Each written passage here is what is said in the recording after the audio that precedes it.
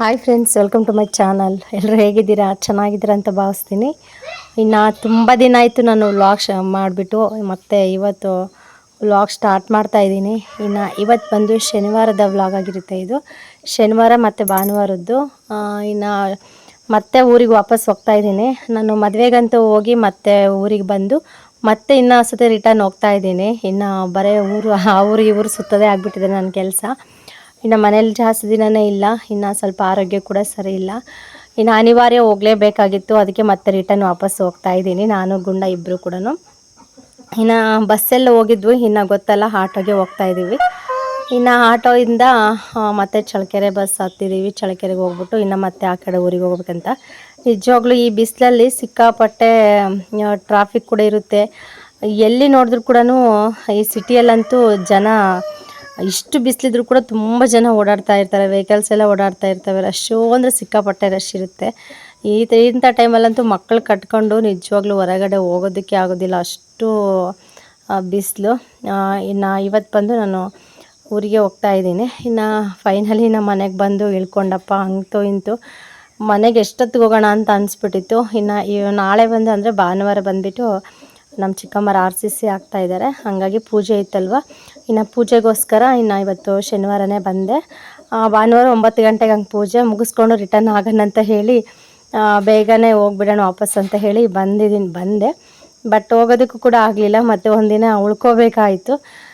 ಹಿಂಗೆ ನೋಡಿ, ಅದೇನೋ ಅಂದ್ಕೊಂಡೋದ್ರೆ ಏನೋ ಆಗ್ಬಿಡುತ್ತೆ ಒಂದೊಂದು ಸತಿ.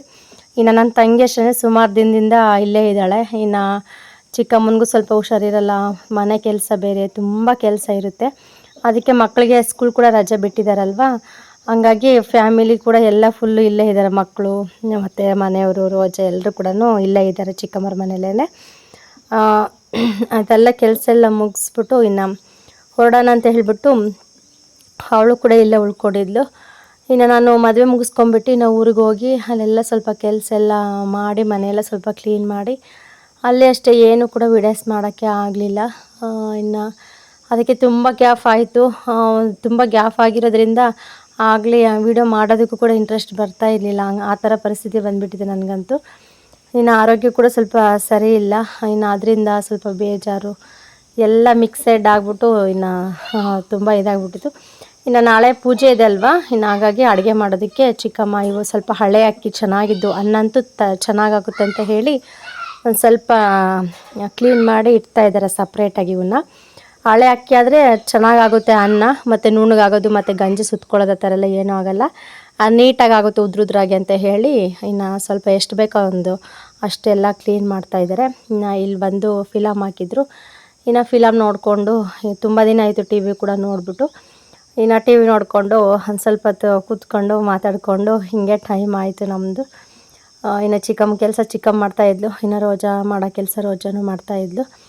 ಇನ್ನು ನಾಳೆ ಪೂಜೆ ಇದೆ ಅಲ್ವಾ, ಇನ್ನು ತುಂಬ ಜನ ಬರ್ತಾರೆ. RCC ಹಾಕಬೇಕಾದ್ರೆ ಸುಮಾರು ಜನ ಬರ್ತಾರೆ. ಏನಿಲ್ಲ ಅಂದರೆ ಮಿನಿಮಮ್ ಒಂದು 15-20 ಜನ ಬರ್ತಾರೆ, ಕೂಲರೆಲ್ಲ ಕೂಡ. ಅವ್ರಿಗೆಲ್ಲ ಅಡುಗೆ ಮಾಡಬೇಕು, ಮತ್ತು ಸ್ವೀಟ್ ಅಡುಗೆ ಕೂಡ ಮಾಡಬೇಕಲ್ಲ. ಇನ್ನು ಬೆಳಗ್ಗೆ ಟಿಫನ್ ಮಾಡಿಬಿಟ್ಟು ಮತ್ತು ಸಂಜೆಗೆ ಮಧ್ಯಾಹ್ನಕ್ಕೆ ಏನಾನ ಮಾಡೋಣ ಅಡುಗೆ ಅಂತ ಹೇಳಿ ಇನ್ನು ಪ್ರತಿಯೊಂದು ಎಲ್ಲ ಜೋಡಿಸ್ಕೊತಾ ಇದ್ವಿ. ಇನ್ನು ನಮ್ಮ ದನ ಹೋಗ್ಬಿಟ್ಟು ತೋಟಕ್ಕೆ ಹೋಗ್ಬಿಟ್ಟು ಇನ್ನು ಬದನೆಕಾಯಿ ಕೂಡ ಕಿತ್ಕೊಬಂದ. ತುಂಬ ಚೆನ್ನಾಗಿದೆ ಬದನೆಕಾಯಿ ಅಂತೂ. ಇವು ಬಂದುಬಿಟ್ಟು ಇನ್ನು ಎಲ್ಲ ನೋಡ್ತಾ ಇದ್ದೀವಿ, ಉಳ್ಕಾಯಿ ಯಾವ ಚೆನ್ನಾಗೇ ಇರೋವೆ ಯಾವಂತ. ಎಲ್ಲ ಬದನೆಕಾಯಿ ಕೂಡ ಸ್ವಲ್ಪ ಚೆನ್ನಾಗೇ ಇದ್ವು. ಇನ್ನು ಬೇರೆಯವ್ರ ತೋಟಕ್ಕೆ ಹೋಗಿ ಕಿತ್ಕೊಬಂದಿರೋವು ಪಾಪ ಅವರು ಕೂಡ ಕೊಟ್ಟಿದ್ದಾರೆ. ಈ ಥರ ಪೂಜೆ ಇದೆ ಅನ್ನೋದಕ್ಕೆ ಕೊಟ್ಟು ಕಳಿಸಿದ್ರು. ಇನ್ನು ಅವನ್ನೆಲ್ಲ ಕೂಡ ಇವಾಗ ಒಂದು ಬೇಷನ್ಗೆಲ್ಲ ಹಾಕ್ಬಿಟ್ಟು ಎತ್ತಿಕ್ತಾ ಇದ್ದೀವಿ. ಇನ್ನು ನಾನಂತೂ ತುಂಬ ಮಿಸ್ ಮಾಡ್ಕೊಬಿಟ್ಟಿದ್ದೀನಿ ನಿಮ್ಮೆಲ್ಲರನ್ನೂ ಕೂಡ. ಸುಮಾರು ಸತಿ ನೆನೆಸ್ಕೊತಾನೇ ಇದೆ ಡೈಲಿ. ವೆಯ್ಟ್ ಮಾಡ್ತಿರ್ತಾರೆ ಪಾಪ 1:30ಗೆ ವಿಡಿಯೋ ಬರುತ್ತೇನೋ ಅಂತ ಹೇಳಿಬಿಟ್ಟು. ಮತ್ತೆ ಬರಲಿಲ್ಲ ಅಂದರೆ ಸುಮ್ಮನೆ ಆಗ್ತಾರೇನೋ ಅಂತ ಅನ್ನಿಸ್ತಾ ಇತ್ತು ನನ್ನ ಮನಸ್ಸಲ್ಲಿ.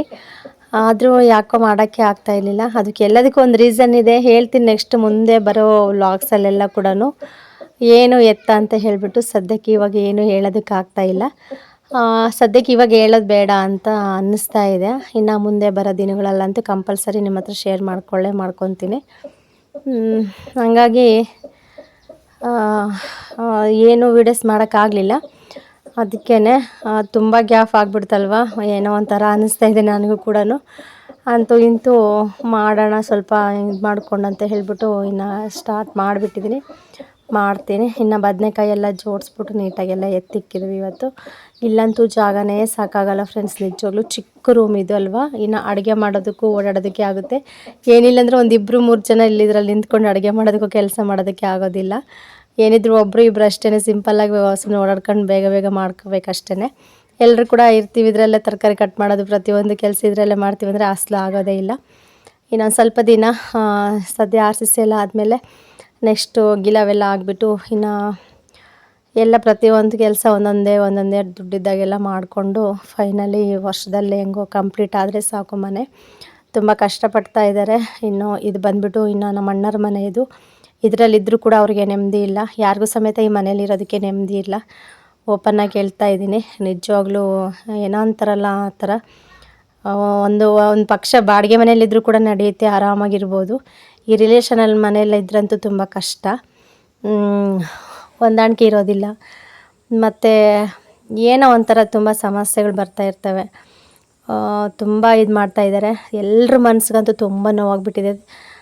ಇಂಥ ಹಿಂಸೆ, ಇಂಥ ನೋವು ಯಾರಿಗೂ ಕೂಡ ಸಹಿಸೋದಕ್ಕಾಗೋದಿಲ್ಲ. ಆದರೆ ಏನೋ ನಮಗೆ ಇದಿಲ್ಲ ಅನ್ನೋ ಒಂದೇ ಒಂದು ಕಾರಣಕ್ಕೋಸ್ಕರ ಎಲ್ಲ ಕೂಡ ಸಹಿಸ್ಕೊಂಡು ಇದ್ದಾರೆ ಈ ಮನೇಲಿ ಸದ್ಯಕ್ಕೆ. ಇನ್ನು ಸ್ವಲ್ಪ ಅದು ಆಗೋವರೆಗೂ ಹಾಗೆ ಎಲ್ಲ ಸಹಿಸ್ಕೊಂಡು ಹೋಗಬೇಕು. ಏನು ಮಾಡೋದು, ಈ ಊರಲ್ಲಿ ಎಲ್ಲೂ ಕೂಡ ಬಾಡಿಗೆ ಮನೆ ಸಿಗ್ತಾಯಿಲ್ಲ. ಹಾಗಾಗಿ ಇಲ್ಲೇ ಉಳ್ಕೋಬೇಕಾಯ್ತು ಅಡ್ಜಸ್ಟ್ ಮಾಡಿಕೊಂಡು. ಹೆಂಗೋ ಚಪ್ಪರದ ಕೆಳಗೂ ಅಲ್ಲೂ ಇಲ್ಲೂ ಮಲ್ಕೊಂಡು ಹೆಂಗೋ ಸ್ವಲ್ಪ ದಿನ ಕಾಲ ಕಳೆದಿದ್ದಾರೆ. ಇನ್ನು ಒಳ್ಳೆ ದಿನಗಳು ಬರೋದಕ್ಕೆ ಸ್ಟಾರ್ಟ್ ಆಗಿದೆ. ಇಷ್ಟು ಮಟ್ಟಕ್ಕೆ ಆಗಿದೆ ಅಂದಮೇಲೆ ಇನ್ನೊಂದು ಸ್ವಲ್ಪ ಮಾಡ್ಕೊಳ್ಳೋದಕ್ಕೇನು ಸಲನೋ ಮಾಡಿಬಿಟ್ಟು ಹೆಂಗೋ ಇದು ಮಾಡ್ಕೊಂಡು ಹೋಗ್ತಾರೆ. ಇನ್ನು ನಾನಂತೂ ಫಸ್ಟ್ ಟೈಮ್ ಲೈಫಲ್ಲೇ ಫಸ್ಟ್ ಟೈಮ್ ಇದೆ ನಾನು ಈ ಥರ ನೋಡ್ತಾ ಇರೋದು, ಮನೆ ಕಟ್ಸಿರೋದು ಇದೆಲ್ಲ ಕೂಡ. ನನಗೇನು ಕೂಡ ಗೊತ್ತಿಲ್ಲ ನನಗೆ ಈ ಥರ ಕಟ್ಟಿಸ್ತಾರೆ ಅಂತ ಹೇಳ್ಬಿಟ್ಟು. RCC ಅಂದರೆ ಹೆಂಗೆ ಹಾಕ್ತಾರೆ, ಅದು ಯಾವ ಥರ ಇರುತ್ತೆ, ಮತ್ತು ಮೇಲ್ಮಟ್ಟ ಎಲ್ಲ ಹೆಂಗೆ ಹಾಕ್ತಾರೆ, ಕೆಬ್ಬಣ ಎಲ್ಲ ಯಾವ ಥರ ಕಟ್ತಾರೆ ಅಂತ ಅಸಲು ನಿಜವಾಗ್ಲೂ ಗೊತ್ತಿಲ್ಲ. ಇನ್ನು ಇದು ಬಂದುಬಿಟ್ಟು ಇನ್ನು ಮತ್ತೆ ಭಾನುವಾರ ಕಂಟಿನ್ಯೂ ಮಾಡ್ತಾಯಿದ್ದೀನಿ ವ್ಲಾಗು. ಇನ್ನು ಭಾನುವಾರ ಬೆಳಗ್ಗೆ ಬೇಗ ಎದ್ದು ಇನ್ನು ಟಿಫನ್ ಎಲ್ಲ ಮಾಡಿಬಿಟ್ಟು ಇನ್ನು ನಾವೆಲ್ಲ ರೆಡಿ ಆಗಿಬಿಟ್ಟು ಇನ್ನು ಪೂಜೆಗೆಲ್ಲ ರೆಡಿ ಮಾಡಿಕೊಂಡು ಇವಾಗ ಪೂಜೆ ಮಾಡೋದಕ್ಕೆ ಇನ್ನು ಸ್ಟಾರ್ಟ್ ಮಾಡಿದ್ರು. ಇಲ್ಲಿ ನೋಡಿ ಫುಲ್ಲು ಕೆಬ್ಬಣ ಇಟ್ಬಿಟ್ಟಿದ್ದಾರೆ. ನಮಗಂತೂ ನಡೆಯೋದಕ್ಕೆ ಆಗೋದಿಲ್ಲ. ನಾನು ಚೆನ್ನಾಗಿ ಪೂಜೆ ಮಾಡಬೇಕು, ಚೆನ್ನಾಗಿ ಮುಗಿಬೇಕಂತ ತುಂಬ ಆಸೆ ಇತ್ತು. ಬಟ್ ನನಗೆ ಅದ್ರ ಮೇಲೆ ಹತ್ತು ಹೋಗೋದು ಕೂಡ ನನಗಾಗಲಿಲ್ಲ. ಅದಕ್ಕೆ ಚಿಕ್ಕಮ್ಮ ಇದ್ಬಿಟ್ಟು ಇನ್ನು ಬೇಡ ಬಿಡು, ಅಕ್ಕ ರೋಜ ಇದರೆಲ್ಲ ಮಾಡ್ಕೊತಾರೆ, ಇಲ್ಲೇ ಕೈ ಮುಗಿ ಅಂತಂದರು. ಅದಕ್ಕೆ ನಾನು ಸುಮ್ಮನೆ ಸ್ವಲ್ಪ ದೂರದಿಂದನೇ ನಿಂತ್ಕೊಬಿಟ್ಟು ಇನ್ನು ಕೈ ಮುಗಿದೆ. ಯಾಕೆಂದರೆ ಕಾಲೆಲ್ಲ ಸಿಗಾಕೊಂಡ್ಬಿಡ್ತವೆ ಇದರಲ್ಲಿ. ಇನ್ನು ಓಡಾಡೋದು ತುಂಬ ಸೂಕ್ಷ್ಮವಾಗಿ ಓಡಾಡಬೇಕು. ಅದಕ್ಕೆ ಸುಮ್ಮನೆ ಬೇಡ, ರಿಸ್ಕ್ ಯಾಕೆ ಅಂತ ಹೇಳಿಬಿಟ್ಟು ಇನ್ನು ಹತ್ತೋದು ಕೂಡ ಇನ್ನು ಜಾಗ ಇರಲಿಲ್ಲ. ಇನ್ನು ಎಲ್ಲರೂ ಕೂಡ ರೆಡಿ ಆಗಿಬಿಟ್ಟು ಇನ್ನು ಫೈನಲಿ ಪೂಜೆ 9 ಗಂಟೆಗೆ ಚೆನ್ನಾಗಿದೆ ಟೈಮಿಂಗ್ಸ್ ಅಂತ ಹೇಳಿದರು. ಇನ್ನು 9 ಗಂಟೆಗೆಲ್ಲ ಕೂಡ ಪೂಜೆ ಮಾಡೋದಕ್ಕೆ ಸ್ಟಾರ್ಟ್ ಮಾಡಿದ್ದಾರೆ. ಇನ್ನು ನಮ್ಮ ಅಕ್ಕ, ನಮ್ಮ ರೋಜಾ ಮತ್ತು ನನ್ನ ತಮ್ಮ 3 ಜನನೂ ಚೆನ್ನಾಗಿ ಪೂಜೆ ಮಾಡಿದ್ರು. ಮತ್ತು ಇವರು ಇರ್ತಾರಲ್ವ ಮನೆ ಕಟ್ಟೋರೆಲ್ಲ, ಗ್ಯಾರೆ ಕೆಲಸದವರು, ಅವ್ರ ಸಮೇತ ಎಲ್ಲರೂ ಇದ್ದರು. ಅವರು ಎಲ್ಲ ಕೂಡ ಪೂಜೆ ಮಾಡಿ ಎಲ್ಲ ಅಲ್ಲೇ ಚೆನ್ನಾಗಿ ಇದು ಮಾಡಿದ್ರು. ಇಲ್ಲಿ ಬಂದುಬಿಟ್ಟು ಏನೇನು ಸಂಪ್ರದಾಯ ಇರುತ್ತೋ ಅದೆಲ್ಲ ಕೂಡ ಮಾಡ್ತಾಯಿದ್ದಾರೆ. ಮತ್ತು ದೋಸೆ ಮಾಡಬೇಕು ಅಂತ ಹೇಳಿದ್ರೆ ದೋಸೆ ಅದೆಲ್ಲ ಇಟ್ಬಿಟ್ಟು ಅದಕ್ಕೆ ಕಾಯಿನಿಟ್ಟು ಎಲೆ ಅಡಿಕೆ ಹೂವು ಎಲ್ಲ ಇಟ್ಬಿಟ್ಟು 4 ಮೂಲೆಗೆ 4 ಅಂತ ಇದಿರುತ್ತಲ್ಲ ಅದೆಲ್ಲ ಕೂಡ ಪ್ರತಿಯೊಂದು ಮಿಸ್ ಮಾಡ್ದಿದ್ದಂಗೆ ಎಲ್ಲ ಕೂಡ ಮಾಡಿದ್ರು. ನನಗೆ ಈ ಫೀಲ್ ಇದು ನೋಡ್ತಾಯಿದ್ರೆ ಫಸ್ಟ್ಗೆ ಬೇಸ್ಮಟ್ಟ ಹಾಕ್ತೀವಲ್ವ, ಬೇಸ್ಮಟ್ಟ ಹಾಕಿದ್ದು ನನಗೆ ನೆನಪಾಯಿತು. ಮುಂಚೆ ಬೇಸ್ಮಟ್ಟ ಹಾಕ್ದಾಗ ಅಷ್ಟೇ ಏನೂ ಇರಲಿಲ್ಲ. ಹಳೆ ಅದು ಹೋದ ಮನೆ ಇತ್ತಲ್ಲ ಅದೆಲ್ಲ ನೆಲ ಸಮ ಮಾಡಿ ಕೆಡವಿಬಿಟ್ಟು ಪಾಯ ಹಾಕ್ಬಿಟ್ಟು ಪೂಜೆ ಮಾಡಿದ್ದು ನೆನಪಾಯಿತು. ಮತ್ತು ಇವತ್ತು RCC ಮೇಲೆ ನನ್ನ ತಮ್ಮ ಹತ್ಬಿಟ್ಟು ಪೂಜೆ ಮಾಡ್ತಿದ್ದಾನೆ. ತುಂಬ ಖುಷಿ ಆಯಿತು ನನಗೆ. ಯಾರ ಸಪೋರ್ಟು ಇಲ್ಲ, ಯಾರ್ದು ಒಂದು ಇದು ಕೂಡ ಇಲ್ಲ. ಸ್ವಂತ ಒಬ್ಬನೇ ಕಷ್ಟಪಟ್ಟು ಬೆಳಿಗ್ಗೆ ರಾತ್ರಿ ಅಂದರೆ ದುಡಿತಾ ಇದ್ದಾನೆ, ನಿದ್ದೆ ಕಟ್ಬಿಟ್ಟು ಕಷ್ಟಪಟ್ಟು ದುಡಿತಾ ಇದ್ದಾನೆ. ಕಷ್ಟಪಟ್ಟು ಸಂಪಾದನೆ ಮಾಡಿಬಿಟ್ಟು ಈ ಮಟ್ಟಕ್ಕೆ ತಂದು ನಿಲ್ಲಿಸಿದ್ದಾನೆ. ಅವ್ನಿಗಿನ್ನ ಇಷ್ಟು ಧೈರ್ಯ ಕೊಡಲಿ ದೇವರು ಅಂತ ಬೇಡ್ಕೊಳ್ತೀನಿ. ಇನ್ನು ಫೈನಲಿ ಇದೆಲ್ಲ ಆಯಿತು, ಪೂಜೆ ಆಯಿತು. ಇನ್ನು ಪೂಜೆ ಆದ ತಕ್ಷಣ ಅವರು ಟಿಫನ್ನಿಗೆ ಬಂದರು. ಇನ್ನು ಟಿಫನ್ನಿಗೆ ಬಂದುಬಿಟ್ಟು ಪೂಜೆ ಎಲ್ಲ ಮುಗಿಸ್ಕೊಬಂದ್ಮೇಲೆ ಚಿತ್ರಾನ್ನ ಮಾಡಿದ್ವಿ ಬೆಳಗ್ಗೆಗೆ. ಇನ್ನು ಚಿತ್ರಾನ್ನ ಎಲ್ಲ ಕೂಡ ತುಂಬ ಜನ ಬಂದಿದ್ದರು, ಅವರೆಲ್ಲ ಊಟ ಮಾಡಿದ್ರು. ಏನಿಲ್ಲ, ಬಂದಿರೋರ್ದು ಅವರು ಮತ್ತು ಮನೆಯವರು ಎಲ್ಲ ಸೇರ್ಕೊಂಡ್ಬಿಟ್ಟು ಸುಮಾರು ಒಂದು 40-45 ಜನ ಹತ್ತತ್ರ ಇದ್ವಿ ನಾವು. ಅಷ್ಟು ಜನ ಇದ್ವಿ. ಎಲ್ರಿಗೂ ಕೂಡ ಸುಮಾರು ಒಂದು 7 ಸೇರು 8 ಸೇರು ಏನೋ ಅನ್ನ ಮಾಡಿದ್ವಿ ಬೆಳಗ್ಗೆ ಚಿತ್ರಾನ್ನಕ್ಕೆ. ಅಷ್ಟೆಲ್ಲ ಮಾಡಿಬಿಟ್ಟು ಎಲ್ರಿಗೂ ಕೂಡ ಊಟ ಬಡಿಸಿ ಹೊಟ್ಟೆ ತುಂಬ ಊಟ ಮಾಡ್ಕೊಂಡು ಹೋಗಿ ಮತ್ತು ಅವ್ರ ಕೆಲಸ ಸ್ಟಾರ್ಟ್ ಮಾಡಿದ್ರಲ್ಲಿ ಇನ್ನು ಸಿಮೆಂಟ್ ಎಲ್ಲ ಹಾಕೋದು ಮೇಲಕ್ಕೆ ಆ ಕಡೆ ಎಲ್ಲ ಕೆಲಸ ಸ್ಟಾರ್ಟ್ ಮಾಡ್ಕೊಂಡಿದ್ರು. ಈ ಕಡೆ ಮತ್ತೆ ನಾವು ಮಧ್ಯಾಹ್ನಕ್ಕೆ ಅಡುಗೆ ಸ್ಟಾರ್ಟ್ ಮಾಡಿದ್ವಿ. ಅಡುಗೆಗೆ ಬಂದುಬಿಟ್ಟು ಸಿಂಪಲ್ಲಾಗಿ ಪಲ್ಯ ಮತ್ತು ಕರಿಗಡುಬು, ಬೇಳೆ ಸಾರು, ಅನ್ನ, ಕೋಸಂಬರಿ, ಹಪ್ಪಳ, ಸೊಂಡೆಗೆ ಇಷ್ಟು ಮಾಡಿದ್ವಿ. ಇದು ಮೇನ್ ಆಗಿರೋ ಇದು ಫಸ್ಟ್ನೇದು ಪೂಜೆ ಅಲ್ವಾ. ಮತ್ತು ನಮ್ಮ ಇದರಲ್ಲಿ ನಾವು ಫಸ್ಟ್ ಟೈಮ್ ಮನೆಯೆಲ್ಲ ಇದು ಕಟ್ಟಿಸ್ತಾ ಇರೋದು, ಹಾಗಾಗಿ ಪೂಜೆ ಎಲ್ಲ ಚೆನ್ನಾಗಿ ಮಾಡಲಿ ಇರಲಿ. ನಾವೇನು ಡೈಲಿ ಕೂಡ ಅವ್ರನ್ನೆಲ್ಲ ಕರೆದ್ಬಿಟ್ಟು ಊಟಕ್ಕೆ ಹಾಕೋಲ್ಲ, ಫಸ್ಟ್ ಟೈಮ್ ಆಗ್ತಾ ಇರೋದು ಮತ್ತು ಅಪರೂಪಕ್ಕೆ ಆಗ್ತಾಯಿದ್ದೀವಿ. ತಿನ್ಕೊಂಡು ಹೋಗ್ಲಿ ನೆನೆಸ್ಕೊತಾರೆ ಅಂತ ಹೇಳಿಬಿಟ್ಟು ನಾವು ಕರ್ಗಡ್ಬೆ ಮಾಡೋಣ ಅಂತ ಹೇಳಿ ನೈಟೆಲ್ಲ ಫಿಕ್ಸ್ ಮಾಡ್ಕೊಂಡಿದ್ವಿ. ಒಂದೊಂದು ಸತಿ ಪಾಯಸ ಮಾಡೋಣ ಅಂತ ಅಂದ್ಕೊಂಡು ಪಾಯಸ ಏನು ಬೇಡ ಇದ್ದಿದ್ದೆ ಪಾಯಸ ಯಾವಾಗಲೂ ಸ್ವಲ್ಪ ಕಷ್ಟ ಆದರೂ ಪರವಾಗಿಲ್ಲ ಅಷ್ಟು ಜನಕ್ಕೂ ಕರ್ಗಡ್ಬು ಮಾಡಿ ಊಟಕ್ಕೆ ಬಡಿಸೋಣ ಅಂತ ಅಂದ್ಕೊಂಡು ಇನ್ನು ನೈಟೇ ಚಿಕಮ್ಮೆಲ್ಲ ಕೂಡ ತಂದು ಇಟ್ಟಿದ್ರು ಐಟಮ್ ಎಲ್ಲ. ಇನ್ನು ಬೆಳಗ್ಗೆ ಬೇಗನೆ ಎದ್ಬಿಟ್ಟು ನಮ್ಮ ರೋಜಾ ಬೇಳೆಲ್ಲ ಬೇಯಿಸ್ಬಿಟ್ಟು ಇನ್ನು ಹೂರ್ನೆಲ್ಲ ರುಬ್ಬಿ ಇನ್ನು ಹಿಟ್ಟೆಲ್ಲ ಕಲಸಿಟ್ಟು ಮತ್ತು ಒಬ್ಬಟ್ಟು ಸಾರು ಮಾಡಿಟ್ಟಿದ್ವಿ. ಒಬ್ಬಟ್ಟು ಸಾರು ಮಾಡಿಟ್ಟು ಮತ್ತು ಟಿಫನ್ಗೆ ಚಿತ್ರಾನ್ನೆಲ್ಲ ಮಾಡಿ ಮುಗಿಸಿದ್ವಿ. ಆಮೇಲೆ ಇವರು ಟಿಫನೆಲ್ಲ ತಿನ್ಕೊಂಡೋಗಿ ಕೆಲಸ ಸ್ಟಾರ್ಟ್ ಮಾಡಿದ್ರು. ಅವ್ರು ಬರೋಷ್ಟೊತ್ತಿಗೆ ನಾವು ಕರಿಗಡುಬು ಮಾಡಿ ಮತ್ತು ಬದನೆಕಾಯಿ ಪಲ್ಯ ಅದೆಲ್ಲ ಮಾಡಿಬಿಟ್ಟು ನೆಕ್ಸ್ಟು ಏನೇನು ಕೆಲಸ ಇರುತ್ತೋ ಅದೆಲ್ಲ ಮಾಡಿಕೊಂಡ್ವಿ ನಾವು. ಇಲ್ಲಿ ನೋಡ್ಬೋದು, ಇಲ್ಲಿ ಮಿಷಿನ್ ಬರೋದು ತುಂಬ ಕಷ್ಟ ಆಯಿತು. ಸ್ವಲ್ಪ ದೊಡ್ಡ ಮಿಷಿನು ಮತ್ತು ಆ ಕಡೆನೂ ಜಾಗ ಇಲ್ಲ, ಏನು ಜಾಗನೇ ಇಲ್ಲ, ಇಲ್ಲಿ ತುಂಬ ಇಕ್ಕಟ್ಟು. ಅವರು ಒಂದು ಸತಿ ಬಂದು ನೋಡ್ಕೊಂಡೋಗಿ ಇಲ್ಲ ಮಿಷಿನ್ ಬರೋದಿಲ್ಲ ಆಗೋದಿಲ್ಲ ಅಂತ ಕೂಡ ಹೇಳಿದರು. ಅಂತಿಂತೂ ಈಗ ಆ ಕಡೆ ಹಿಂದ್ಗಡೆ ನಮ್ಮ ಅತ್ತೆಯರ ಮನೆ ಇದೆ, ಸೊ ಬಂಡೆ ಉಣಿಸಿದ್ದಾರೆ ಅವರು. ತೀರಾ ಒಂದು 3-4 ಬಂಡೆ ಕಿತ್ತರೆ ಆರಾಮಾಗಿ ಸ್ವಲ್ಪ ಬರುತ್ತೆ, ಹೆಂಗೋ ಇಕ್ಕಟ್ಟಲ್ಲೇ ಸ್ವಲ್ಪ ತೊಗೊಂಬರ್ತೀವಿ ಎತ್ಕೊಂಡು ಅಂತ ಹೇಳಿದರು. ಇನ್ನು ಹಂಗೂ ಹಿಂಗೂ ಮಾತಾಡ್ಬಿಟ್ಟು ಇನ್ನು ನಮ್ಮ ಅತ್ತೆಯರು ಬಂಡೆ ಎಲ್ಲ ತೆಗೆಸ್ಬಿಟ್ಟು ಮಿಷಿನ್ನು ಸ್ವಲ್ಪ ಕಷ್ಟಪಟ್ಟು ತೊಗೊಂಬಂದರು ಪಾಪ. ಅದು ಬರ್ತಾನೇ ಇರಲಿಲ್ಲ, ಜಾಗನೇ ಇಲ್ಲ. ಇನ್ನು 3 ಅಡಿ ಅಂತಂದರೆ ಇನ್ನೆಷ್ಟು ಜಾಗ ಇರುತ್ತೆ ಹೇಳಿ. ಮನೆಯಿಂದ ಒಂದು ಸ್ವಲ್ಪ ಪರವಾಗಿರಲಿಲ್ಲ, ಜಾಗ ಬರೋಷ್ಟಿತ್ತು. ಇನ್ನು ಅತ್ತೆಯವರು ಬಂಡೆ ತೆಗೆದ್ರಲ್ಲ ಒಂದು ಸ್ವಲ್ಪ ಫ್ರೀ ಆಯಿತು ಜಾಗ. ಮತ್ತು ಮರಳು ಜಲ್ಲಿ ಎಲ್ಲ ಕೂಡ ಆ ಕಡೆ ಸಂದೇಲಿ ಒಡಿಸಿದ್ರು, ಈ ಕಡೆ ಒಡ್ಸೋದಕ್ಕೆ ಜಾಗ ಇರಲಿಲ್ಲ. ಪಾಪ ಅವರಂತೂ ತುಂಬ ಸುಸ್ತಾಗ್ಬಿಟ್ರು. ಮರಳು ಜಲ್ಲಿ ಎಲ್ಲ ಕೂಡ ಹೊತ್ಕೊಬಂದು ಮಿಷಿನ್ಗೆ ಹಾಕ್ತಾಯಿದ್ರಲ್ವ, ಸಖತ್ತು ಸುಸ್ತಾಗ್ಬಿಟ್ಟಿದ್ರು ಅವರಂತೂ. ಹಾಗೆ ಒಬ್ಬೊಬ್ಬರು ಸುಮ್ಮನೆ ಲೈನ್ಗೆ ನಿಂತ್ಕೊಂಡ್ಬಿಟ್ಟು ಒಬ್ರಿಗೊಬ್ರು ಹಂಗೆ ಇದು ಮಾಡ್ತಾಯಿದ್ರು. ಮತ್ತು ಮೇಲ್ಗಡೆನೂ ಅಷ್ಟೇ ತುಂಬ ಜನ ಬೇಕು ಕೆಲಸಕ್ಕೆ. ಇನ್ನು ಮೇಲ್ಗಡೆ ಮಾಡೋರು ಮೇಲ್ಗಡೆ, ಕೆಳಗಡೆ ಮಾಡೋರು ಕೆಳಗಡೆ ಎಲ್ಲ ಕೂಡ ಕೆಲಸ ಮಾಡ್ತಾಯಿದ್ರು. ನಾನಂತೂ ಫಸ್ಟ್ ಟೈಮ್ ಫ್ರೆಂಡ್ಸ್ ಈ ಥರ ಎಲ್ಲ ನೋಡ್ತಾ ಇರೋದು, ಈ ಥರ ಆಗ್ತಾರಂತ ನನಗೆ ಈ ಸತಿನೇ ನನಗೆ ಗೊತ್ತಾಗಿದ್ದು. ಮರಳು, ಸಿಮೆಂಟು ಮತ್ತು ಜಲ್ಲಿ ಬರುತ್ತಲ್ಲ, ಜಲ್ಲಿ 3 ಕೂಡ ಮಿಕ್ಸ್ ಮಾಡಿಬಿಟ್ಟು ಇನ್ನು ನೀರು ಎಷ್ಟು ಬೇಕೋ ಅಷ್ಟು ನೀರು ಅಂತ ಎಲ್ಲ ಕೂಡ ಅದರಲ್ಲಿ ಚೆನ್ನಾಗಿ ಮಿಷಿನಲ್ಲಿ ಇದು ಮಾಡಿಬಿಟ್ಟು ಮೇಲ್ಗಡೆ ತಂದರೆ ಇನ್ನು ಮೇಲ್ಗಡೆ ಎಲ್ಲದಕ್ಕೂ ಇದು ಕೆಬ್ಬಣ ಎಲ್ಲ ಕಟ್ಟಿದಾರಲ್ವ ಅದ್ರ ಮೇಲೆಲ್ಲ ಹಾಕ್ತಾಯಿದ್ದಾರೆ. ಹಾಕ್ಬಿಟ್ಟು ಇದೆಲ್ಲ ಮಾಡಬೇಕಂದ್ರೆ ಸುಮಾರು ಸಿಮೆಂಟು, ಮರಳು ಮತ್ತು ಜಲ್ಲಿ ಎಲ್ಲ ತುಂಬ ಬೇಕು. ಇನ್ನು ಒಂದು ಟ್ಯಾಂಕರ್ ನೀರು ಇಳಿಸ್ಕೊಂಡಿದ್ರು. ಇನ್ನು ಟ್ಯಾಂಕರ್ ನೀರಲ್ಲಿ ಮತ್ತು ಸಿಮೆಂಟು ಅದೆಲ್ಲ ಕೂಡ ಹಾಕ್ಬಿಟ್ಟು ಎಷ್ಟೆಷ್ಟು ಹಾಕ್ಬೇಕಂತ ಹೇಳಿ ಅವ್ರಿಗೆಲ್ಲ ಗೊತ್ತಿರುತ್ತಲ್ವ, ಇಂಜಿನಿಯರ್ಗಳೆಲ್ಲ ಇರ್ತಾರಲ್ವ, ಹಂಗಾಗಿ ಅವ್ರಿಗೆ ಇಷ್ಟೇ ಹೋಗುತ್ತೆ ಅಂತ ಕೂಡ ಕನ್ಫರ್ಮ್ ಆಗಿ ಹೇಳಿದರು. ಆದರೂ ಕೂಡ ಇರಲಿ, ಎಕ್ಸ್ಟ್ರಾ ಇದ್ದರೆ ಇರುತ್ತೆ ನೆಕ್ಸ್ಟು ಅಂತ ಹೇಳಿ ನನ್ನ ತಮ್ಮ ಸಿಮೆಂಟು ಅದೆಲ್ಲ ಕೂಡ ತುಂಬಾ ಇಳಿಸಿದ್ದ, ಇದ್ದರೆ ಇರುತ್ತೆ ಏನು ಇದಾಗಲ್ಲ ಅಂತ ಹೇಳಿ. ಇವಾಗ ಮತ್ತೆ ಇವಾಗ ಕೆಲಸ ಸ್ಟಾರ್ಟ್ ಮಾಡಿದ್ದಾರೆ. ನೋಡ್ಕೊಂಡು ಹೋಗೋಣ ಅಂತ ಬಂದೆ ನಾನು ಅರ್ಧಕ್ಕೇ ಇಲ್ಲಿ. ಇನ್ನು ಚಿಕ್ಕಮ್ಮ ರೋಜ್ ಅವರೆಲ್ಲ ಕೂಡ ಇನ್ನು ಕೆಲಸ ಮಾಡ್ಕೊತಾ ಇದ್ರು. ಹೆಂಗೆ ಮಾಡ್ತಾರೋ ನನಗೂ ಗೊತ್ತಿಲ್ಲ ಅಂತ ಹೇಳ್ಬಿಟ್ಟು ಇನ್ನು ಮೇಲ್ಗಡೆ ಬಂದೆ.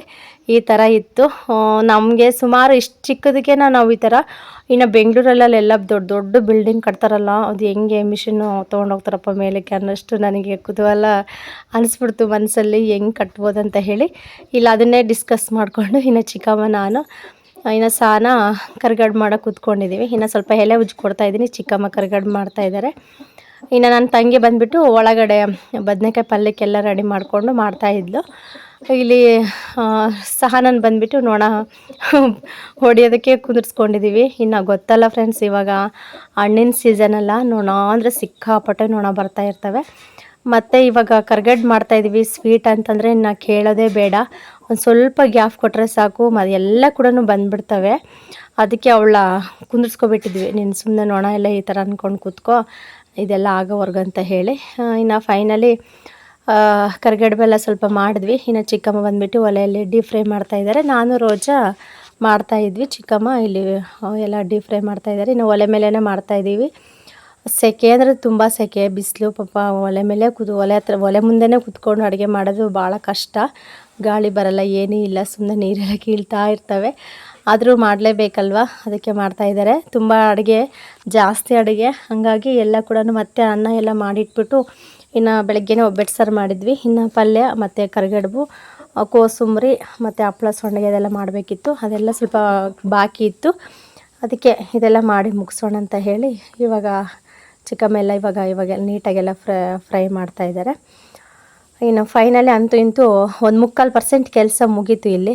ಇನ್ನು ಇಲ್ಲಿಂದ ಹಿಡಿದ್ಬಿಟ್ಟು ಆ ಕಡೆವರೆಗೂ ಕೂಡ ಎಲ್ಲ ಹಾಕಿದ್ರು ನೀಟಾಗೆ. ನೋಡ್ಬೋದು, ಈ ಥರ ಕಾಣಿಸ್ತಾ ಇದೆ. ಇದಕ್ಕಿನ್ನ ಸ್ವಲ್ಪ ಅಡ್ಡ ಎಲ್ಲ ಕಟ್ಬಿಟ್ಟು ನೀರು ಎಲ್ಲ ನಿಲ್ಲೋ ಥರ ಮಾಡಬೇಕು. ಇನ್ನು ಲಾಸ್ಟಲ್ಲಿ ಆ ಕಡೆ ಒಂದು ಸ್ವಲ್ಪ ಇದ್ದಿದ್ದು, ಅಂದರೆ ಬೆಡ್ರೂಮು ಮತ್ತು ದೇವ್ರ ಮನೆ ಸೈಡು ಇದ್ದಿದ್ದು ಅಷ್ಟೇ. ಈ ಕಡೆ ಎಲ್ಲ ಕೂಡ ಕ್ಲಿಯರ್ ಆಗಿತ್ತು. ಇನ್ನು ಅದನ್ನು ಇವಾಗ ಮಾಡ್ತಾಯಿದ್ದಾರೆ. ಅದೆಲ್ಲ ಮಾಡಿ ಮುಗಿಸಿದ್ರೆ ಇನ್ನು ಫೈನಲ್ ಆಗುತ್ತೆ. ಇದೆಲ್ಲ ಅವ್ರು ಏನಿಲ್ಲ ಅಂದರೆ ಒಂದು 10 ಗಂಟೆ ಅಂದ್ಕೊಳ್ಳಿ. ಟಿಫನ್ ತಿಂದ್ಬಿಟ್ಟು ಒಂದು 10 ಗಂಟೆಯಿಂದ ಕೆಲಸ ಸ್ಟಾರ್ಟ್ ಮಾಡಿದ್ರು. 10 ಗಂಟೆಯಿಂದ ಅವ್ರು ಮುಗಿಸೋಷ್ಟೊತ್ತಿಗೆ 2:30-3 ಗಂಟೆ ಹತ್ತತ್ರ ಆಯಿತು. ಅಷ್ಟೊತ್ತು ಟೈಮ್ ಹಿಡಿಸ್ತು.